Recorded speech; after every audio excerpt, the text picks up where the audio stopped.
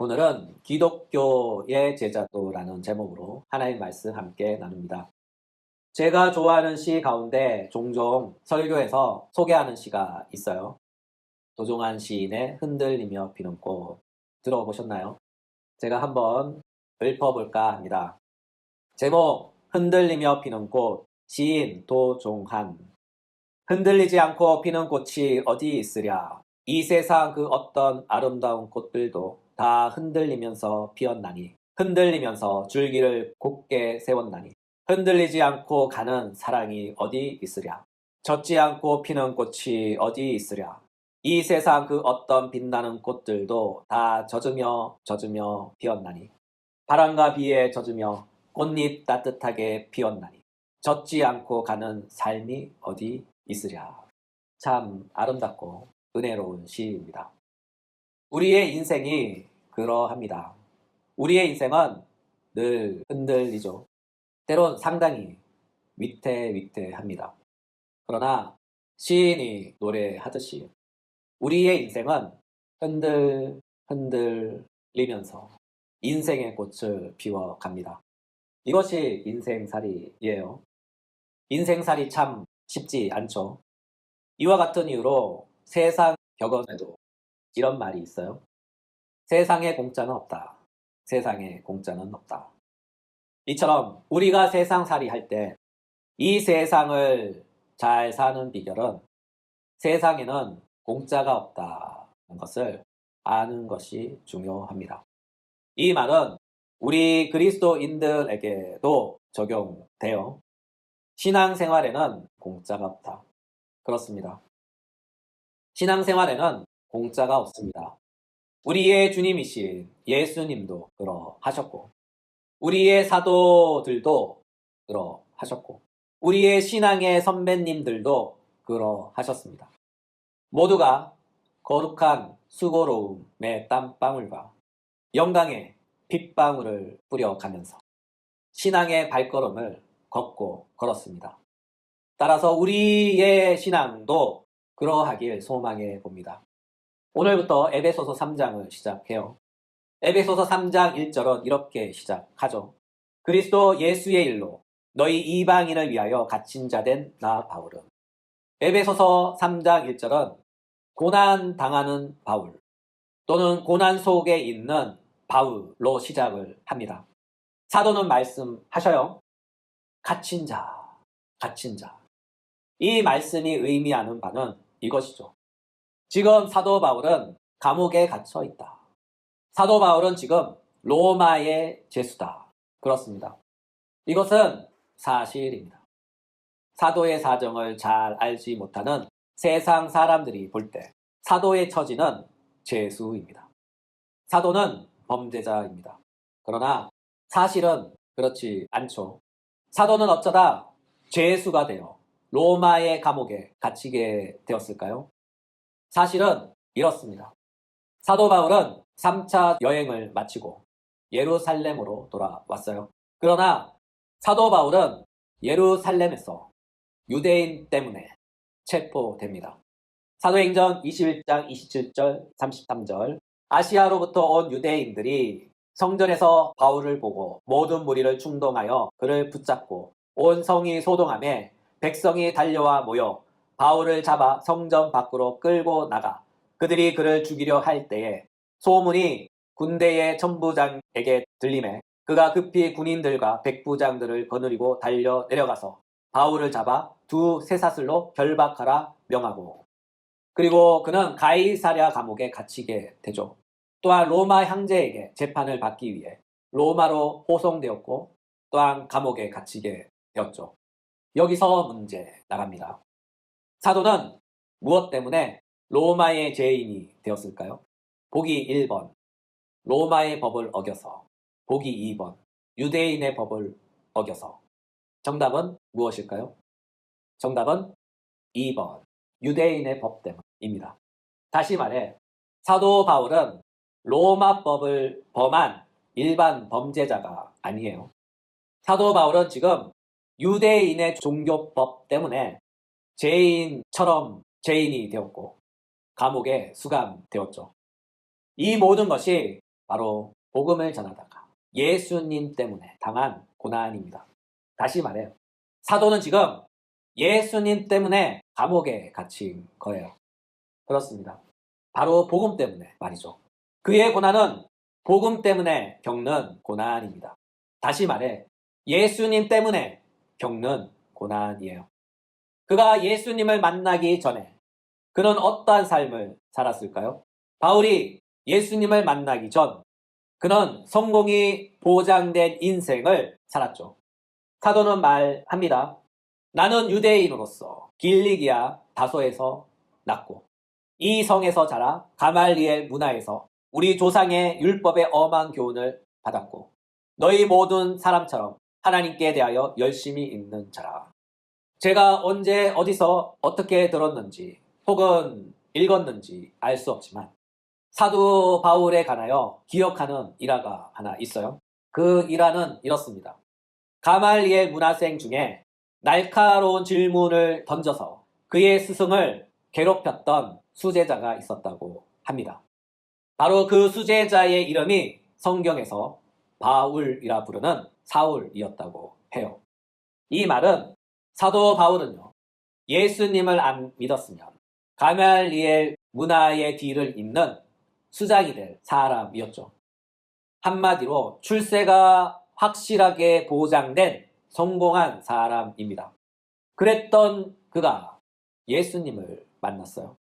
사도행전 22장 6절에서 10절 다메섹 가까이 갔을 때 오전쯤 되어 호련히 하늘로부터 큰 빛이 나를 둘러 비치매 내가 땅에 엎드려져 들으니 소리 있어 이르되 사울아 사울아 내가 왜 나를 박해하느냐 하시거늘 내가 대답하되 주님 누구시니이까 하니 이르시되 나는 내가 박해하는 나사렛 예수라 하시더라. 나와 함께 있는 사람들이 빛을 보면서도 나에게 말씀하시는 이의 소리는 듣지 못하였더라. 그리고 사도는 예수님을 만난 후 이렇게 고백해요. 빌립보서 3장 7절에서 9절 무엇이든지 내게 유익하던 것을 내가 그리스도를 위하여 다 해로 여길 뿐더러 또한 모든 것을 해로 여김은 내 주 그리스도 예수를 아는 지식이 가장 고상하기 때문이라. 내가 그를 위하여 모든 것을 잃어버리고 배설물로 여김은 그리스도를 얻고 그 안에서 발견되려 함이니. 사도는 출세가 보장된 성공한 사람이었지만 그는 예수를 만난 후 그 모든 것을 배설물로 여기고 고난의 길을 선택했어요. 그가 지금 받고 있는 고난도 예수님 때문에 또는 예수님을 위하여 받는 고난입니다. 그러나 이것을 옆에서 바라보는 사람들은 참 걱정이 많죠. 그리고 하나님께 이렇게 기도해요. 하나님, 어찌하여 당신을 믿고 따르는 당신의 백성에게 이렇게 가혹한 고난을 주시는 것입니까? 하노라면 하나님, 예수 믿는 우리에게 왜 이런 시련을 주십니까? 그리고 이 고난과 시련은 도대체 언제 끝나는 것입니까? 이에 대하여 사도 바울은 이렇게 대답을 해요. 그리스도 예수의 일로 갇힌 자 된 나 바울은. 사도가 이 말씀을 통해 우리에게 하시는 말씀은 이것입니다. 내가 지금 받는 고난은 내 자신 때문에 받는 고난이 아니야. 하노라면 우리가 받는 고난은 우리 자신 때문에 받는 고난이 아니라고 말씀하는 거예요. 그럼 무엇 때문에 우리가 고난과 시련을 받을까요? 바로 예수님을 알고 예수님을 믿었기 때문이죠. 다시 말해 우리가 예수를 믿고 그리스도인이 되었기 때문에 우리는 이 세상에서 고난을 받는다 하는 것이죠. 이 모든 것이 다 예수님 때문입니다. 이쯤 되면 누군가 속으로 이런 질문을 해요. 아니 그럼 예수님 믿는 것이 잘못된 건가요? 정답은 아닙니다. 예수님 믿는 것은 아주 잘한 일입니다. 사도는 에베소서 3장 13절에 이렇게 말씀하셔요. 너희에게 구하노니 너희를 위한 나의 여러 환난에 대하여 낙심하지 말라. 이는 너희의 영광이니라. 이 말씀을 우리에게 적용하면 이렇습니다. 우리가 당하는 고난은 영광이다. 우리가 당하는 고난은 영광이다. 다시 말해, 예수님을 믿은 이후 겪는 그 모든 고난은 우리의 영광이 됩니다. 이 말씀이 이해가 안 가신다면 다시 한번 사도의 말씀을 되새겨 보셔요. 사도가 예수님 믿기 전 어떠한 삶을 살았죠? 잘 살았죠. 성공이 보장된, 출세가 보장된 삶을 살았어요. 사도는요, 가만히 있어도 모든 존귀와 부와 영광을 마음껏 누릴 수 있었어요. 예수님만 안 만났다면 그런 고난 없는 평안한 인생을 살았을 거예요. 이것을 우리 자신에게도 적용해 볼까요? 여러분, 우리는 왜 예수를 믿는데 이렇게 힘든 고달픈 인생을 살까요? 정답은 예수님을 만나서 그래요. 우리 예수님을 만나서 우리는 이 세상에서 힘든 인생을 살고 있어요. 만약 우리가 예수님을 안 만났다면 지금쯤 어떻게 살고 있을까요? 잘은 못 살아도 나름 괜찮은 삶을 살고 있었겠죠. 그 예로 저의 예를 들어보겠습니다. 저의 인생을 뒤돌아봐도 그래요. 제가 천안에서 고생하다가 겨우 자리 잡고 이제 살기만 하면 되겠다 할 쯤 예수님은 저를 찾아오셨죠. 그날 그 일을 계기로 저의 인생은 완전히 다른 인생이 시작이 되었어요. 그때 저와 비슷한 업종에 종사했던 동생을 코로나 전에 만난 적이 있었습니다. 처음 장사할 때는 저보다 조금 힘들어 했던 동생인데 코로나 전에 만나보니 제법 자리도 잡고 나름 성공한 사장님이 되어 있었죠. 그 동생을 보면서 그런 생각을 했어요. 나도 그때 계속했으면 이 친구만큼 하지 않았겠나 하는 그런 생각을 했습니다. 솔직히 부러웠어요. 지금도 가끔 그런 생각을 해요. 이런 면에서 보면 저는 아직 성화가 덜 된 것 같습니다. 여러분도 저의 경우와 비슷하지 않을까요? 우리 중에는 나름 잘 나가시는 분들도 있었겠죠. 또한 예수님 안 만났으면 우리는 주말이 있는 생활을 하고 있겠죠. 주말마다 가족 여행도 가고 홀로 캠핑도 가고 또한 일 끝나면 딱 술 한잔 하면서 직장 상사 또는 직장 동료 안주 삼아 씻고 불금을 불태우며 하고 싶은 대로 마음대로 하며 살았겠죠. 그랬던 우리가 예수님을 만났어요. 그리고 하고 싶은 것도 포기하고 주일마다 교회에서 봉사하며 살죠. 많은 시간을 신앙을 가꾸는데 소비하면서 말이죠. 또한 사람들이 그렇게 비웃고 딴지거는 11조 주일헌금, 감사헌금 등등등을 드리잖아요. 우리는 왜 이렇게 살까요? 예수님을 만나서 예수님 때문에 예수님을 위하여 그분 때문에 이렇게 살잖아요. 왜냐하면 우리는 예수님께서 살아계심을 알고 우리는 예수님께서 나를 사랑하심을 알고 우리는 예수님께서 나의 죄를 위해 당신의 목숨까지 버려 나를 구원해 주신 것을 알고 있기에 우리의 모든 인생과 삶을 들여서라도 그분께 받은 우리의 고마운 마음과 그분께 받은 은혜에 반응하고 싶은 거룩한 열망이 있기 때문입니다. 사도는 이것을 이렇게 표현했어요. 고린도후서 5장 14절. 그리스도의 사랑이 우리를 강건하시는도다. 그리스도의 사랑이 우리를 강건하시는도다. 그렇습니다. 우리도 우리가 알 수 없는 줄줄을 알 수 없는 그리스도의 강건하는 사랑에 사로잡혀 사도와 같이 스스로 그리스도 예수에 사로잡혀 그분을 위해 기꺼이 우리의 삶의 자리를 그분께 내어드리잖아요. 여러분, 이것이 그리스도인입니다. 이것이 그리스도인의 삶이며 인생입니다. 여러분, 우리는 무엇을 위해 그리스도인이 되었습니까? 예수 믿으면 성공한다고 해서요? 예수 믿으면 부자 된다고 해서요? 예수님께서 우리의 꿈을 이루어 주신다고 해서요?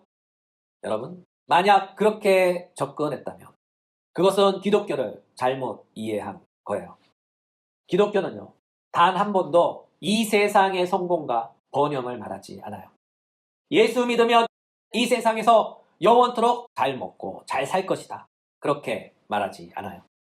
기독교는 그 반대를 말합니다. 심령이 가난한 자는 복이 있나니 천국이 그들의 것이며, 애통하는 자는 복이 있나니 그들이 위로를 받을 것이며, 의에 줄이고 목마른 자는 복이 있나니 그들이 배부를 것임이니라. 또한 예수님은 말씀하셔요.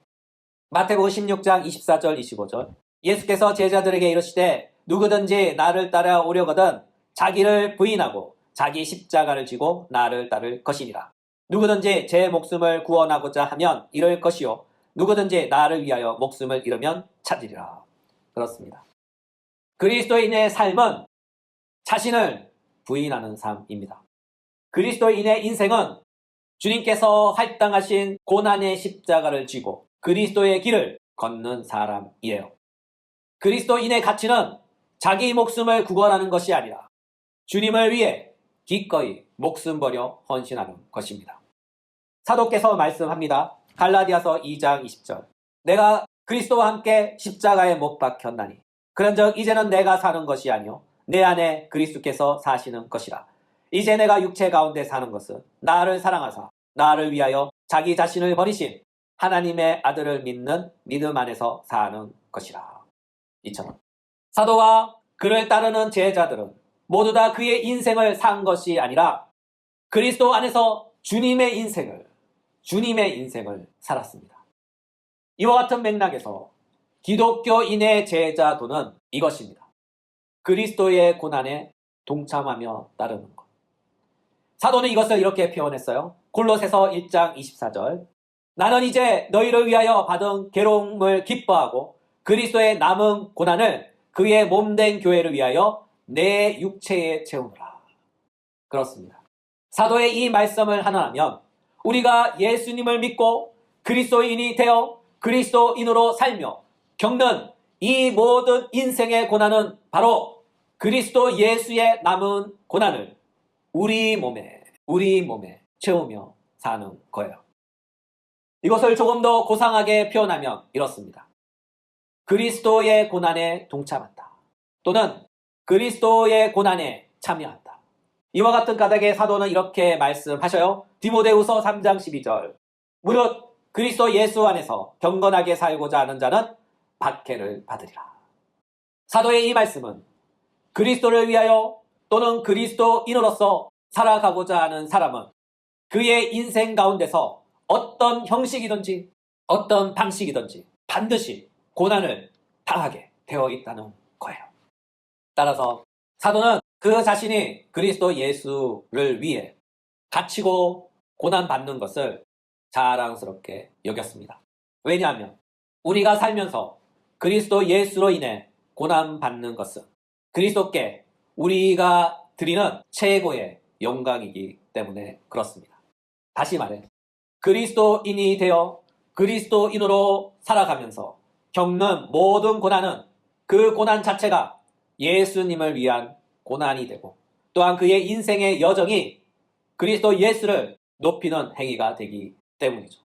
가령 주말이 있는 삶을 포기하고 교회와 예배드리며 하나님께 시간을 드리는 것, 그리스도인이 되어 정직하게 살아가려고 힘쓰는 것, 내가 예수 믿는다는 이유만으로 많은 사람들에게 왕따당하고 때로는 속상한 일 당하고 그 모든 것이 예수님의 남은 고난에 참여하는 것입니다. 한마디로 경건하게 살고자 하는 그리스도인의 삶 자체가, 하루하루의 인생살이가 바로 예수님께 영광이 되고 그 자체가 예배가 된다는 거예요. 베드로 사도는 이것을 이렇게 말씀합니다. 베드로전서 2장 19절부터 21절, 부당하게 고난을 받아도 하나님을 생각함으로 슬픔을 참으면 이런 아름다움이니라. 선을 행함으로 고난을 받고 참으면 이는 하나님 앞에서 아름다움이니라. 아멘.